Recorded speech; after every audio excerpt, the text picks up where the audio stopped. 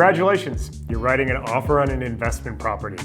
If it's your first time, or maybe it's been a while, it's useful to just review some of the main points that you're going to need to think about as you go through this process, as well as all the buyer protections that you have in the contract, so you can feel good about going into escrow, hopefully. So beyond obviously the price, there's a few important things to consider when you're putting together your terms. With investment properties, all offers are pretty much written subject to inspection. And what that means is that for the most part, especially with apartment buildings, these buildings are tenant occupied. So you're not going to get a chance to see inside of the units in most cases until you've already got an offer submitted, or sometimes even until you're in escrow, and that's to respect the tenant's privacy. You've got a whole bunch of buyer contingencies that are in place for you to go through the process and make sure you are buying what you thought you were buying, and you get a chance to do all of your due diligence. So your offer goes over to the seller. Maybe they counter back and forth a few times, maybe not, and they just sign your offer. Once you have an acceptance and the signatures are on the contract, you are officially in escrow or in contract. That's when your timeframes begin, and you have to start doing all of your due diligence, and you have to perform according to the terms of the contract. So the first thing you need to think about is you need to get your earnest money deposit in. That's usually 3% of the purchase price. That's held by escrow, and it's sent over within 3 days after acceptance. If you need to exercise any of your contingencies and back out of the deal, it's typically refunded to you. So there's really not a whole lot of risk, at least at the beginning of the escrow. Second thing you need to consider are all of your contract contingencies. So you may have heard that word before and you're not quite sure what it is. Contingencies are basically buyer protection clauses. In some cases, seller protection clauses as well, that allow you to cancel the deal if you discover information in due diligence that makes it less attractive, or if you just find that the deal doesn't work for you, or a variety of different reasons. Your main contingency is called the investigation contingency, or the inspection contingency, also just known as your due diligence period.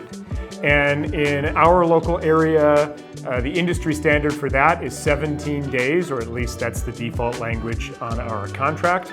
And so during that first 17 days, you would complete all of your inspections on the property, you would go through all the units, get to see the condition, you can bring contractors out to the building, have them assess the condition of things like the roof and the plumbing and the electrical. During that time, you would review all of the books and records related to the property. That would include profit and loss statements, rent roll, leases, title reports, all that sort of stuff to verify what you're buying. And typically during that time period, you can cancel the deal for any reason or no reason at all. You just sign your cancellation, that goes over to escrow, your deposit gets refunded to you, and you move on and go look for your next deal. So there's really no risk at all during that period.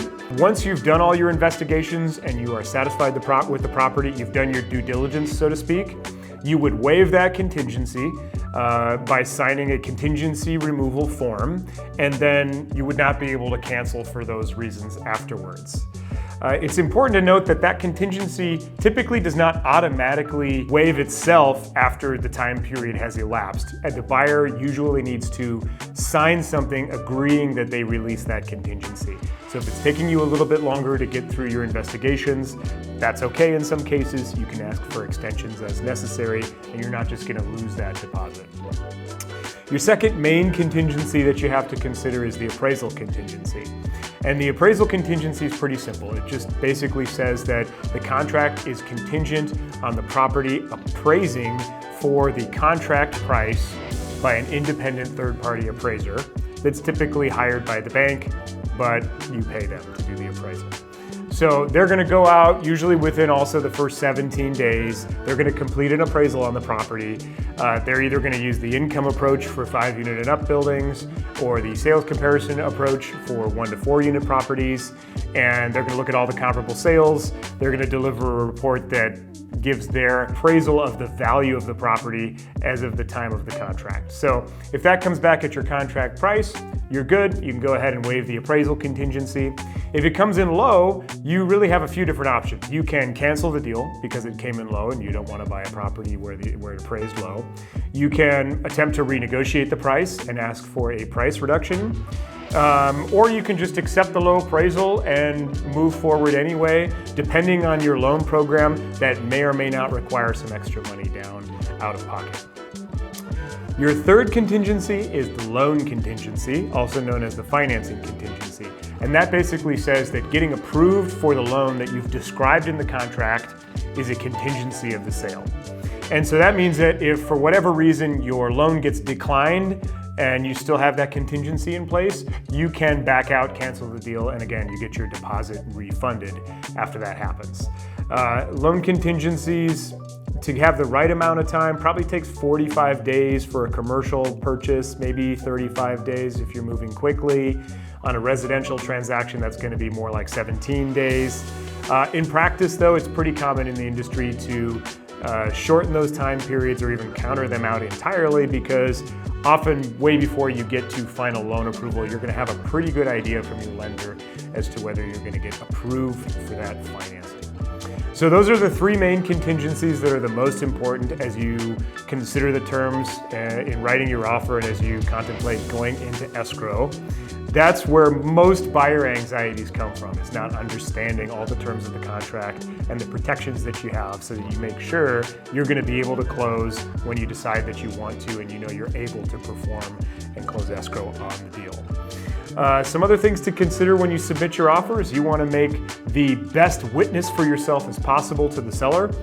We're in a really competitive market right now, and properties often receive multiple offers. So putting your best foot forward often includes things like sweetening the terms in the offer, including proof of funds, which are just bank statements, brokerage statements, or anything else that can show the liquidity that you have to close the deal. That would be for the down payment or for the cash purchase price if you're buying all cash. If it's a 1 to 4 unit purchase, it's pretty typical to include a pre-approval letter. If it's a 5 unit and up purchase, that's less common, but you might be able to get a letter of interest from a bank even before you write the offer, although that's done more often than not in the first week after you're in contract. And then it can be helpful to include a schedule of real estate owned if you're an experienced investor or whoever else might be on your team helping you out, how well you know the local area, the due diligence that you've already done on the deal, just on the computer and what you've looked at, all that kind of stuff. That can really help your chances. Hopefully that demystifies the process of writing and submitting an offer on an investment property. Of course, the contract itself is 20-some pages, so I recommend you read all of the terms in there and understand them. If you have questions, of course, reach out to your investment consultant so you really understand what it is that you're signing and what you're obligating yourself to. See you again next time.